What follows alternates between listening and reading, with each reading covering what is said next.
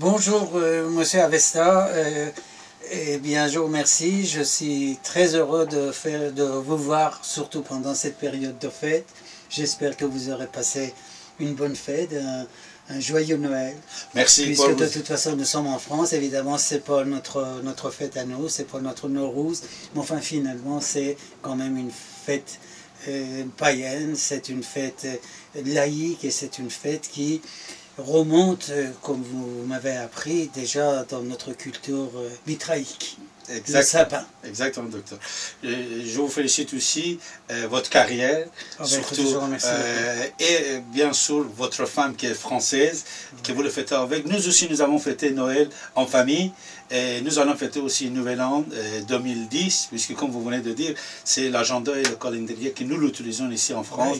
Et surtout, c'est bien de partager la beauté et les fêtes avec le monde entier. Exactement, parce que quand même, cette fête chrétienne qui date enfin, depuis millénaires, c'est quand même dans une période très très jolie, que ce soit ici en Europe avec la neige et que nous avons eu le bonheur d'avoir il y a 3-4 jours ici à Paris, parce que c'est rare, mais même au Proche-Orient, avec le climat là-bas, quand même, il y a des millions, des centaines de milliers de croyants, de chrétiens qui vont à Bethléem, là où le lieu de la naissance du Christ. Exact. Mes chers amis, j'ai le plaisir et l'honneur de recevoir aujourd'hui, ce soir, ici et maintenant, Dr Manouchehr Razmara. C'est un très très cher ami pour moi et pour notre peuple, le peuple perse iranien. Dr Razmara, il est médecin, cardiologue et un homme politique. Et Dr Razmara était le dernier ministre de la Santé de Shah d'Iran et de Shahpour Bakhtiar, un ami très fidèle de Dr Bakhtiar qui n'est plus parmi nous. Et je suis honoré de recevoir aujourd'hui ici maintenant Dr Razmara, surtout que docteur, vous savez, depuis toujours, mes amis sur notre radio ici et maintenant, est diffusée sur 95.2 FM, oui. Et bien sûr ici et maintenant, point d'info dans le monde entier. Il y avait beaucoup de questions concernant l'événement de cette année qui a commencé après les élections, que nous on dit la désignation iranienne depuis le mois de juin. Et comment vous voyez ça, puisque beaucoup de nos amis français, ils suivent les informations par les médias.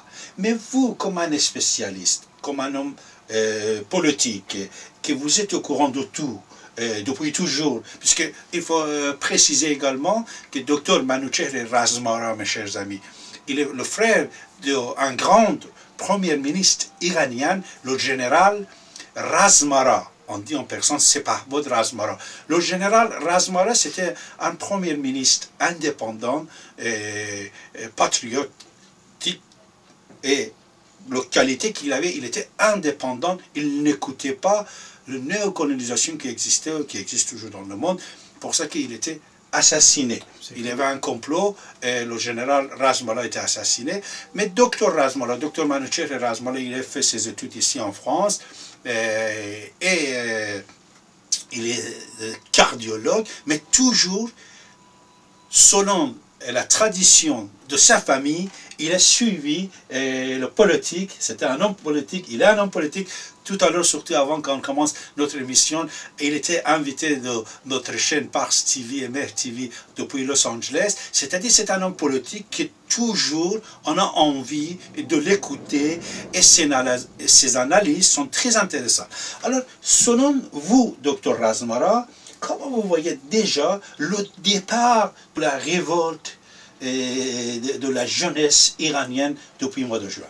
Ben, écoutez, monsieur Avesta, vous savez que depuis 31 ans, le peuple est tout au moins une minorité du peuple iranien. Je dis minorité, j'insiste sur ce qualificatif, parce que, évidemment, il ne faut pas que nous ignorions ce qui s'est passé il y a 31 ans, au mois de novembre et décembre 1978.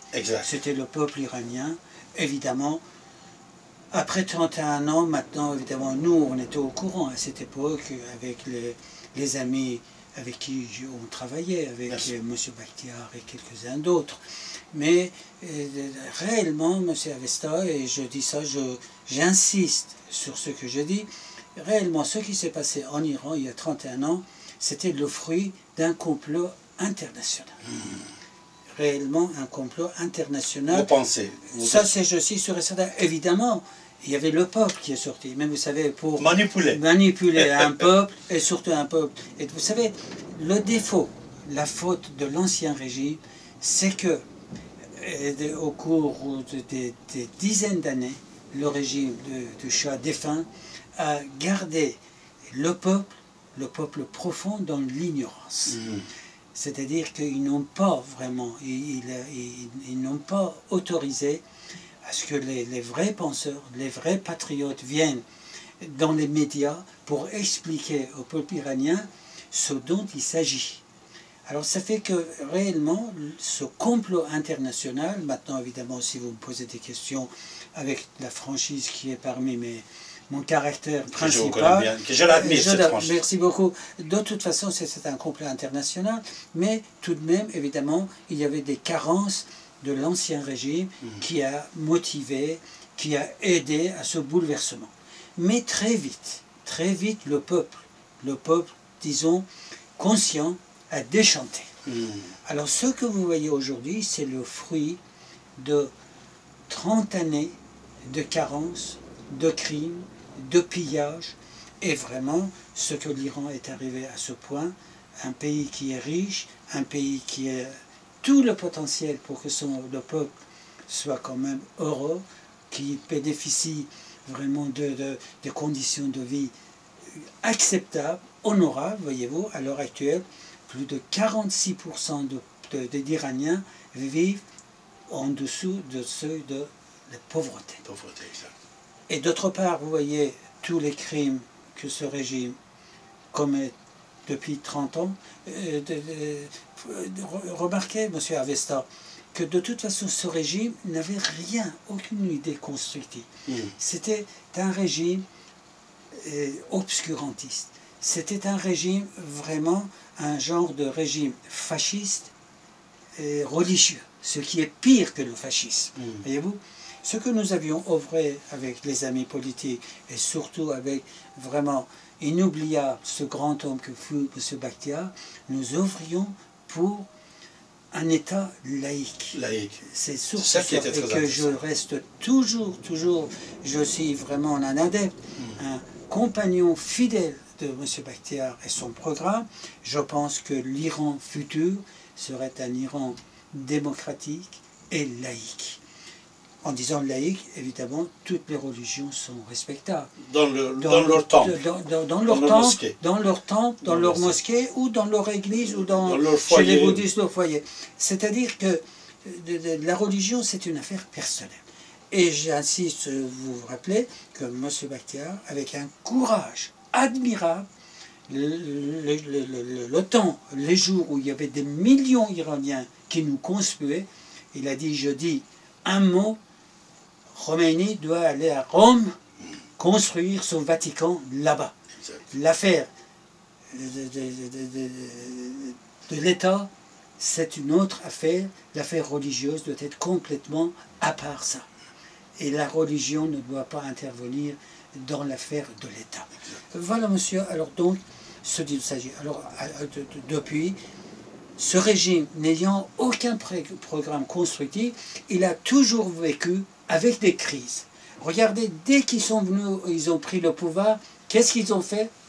La prise d'otage à l'ambassade américaine. 444 jours, 53 Américains ont été pris en otage.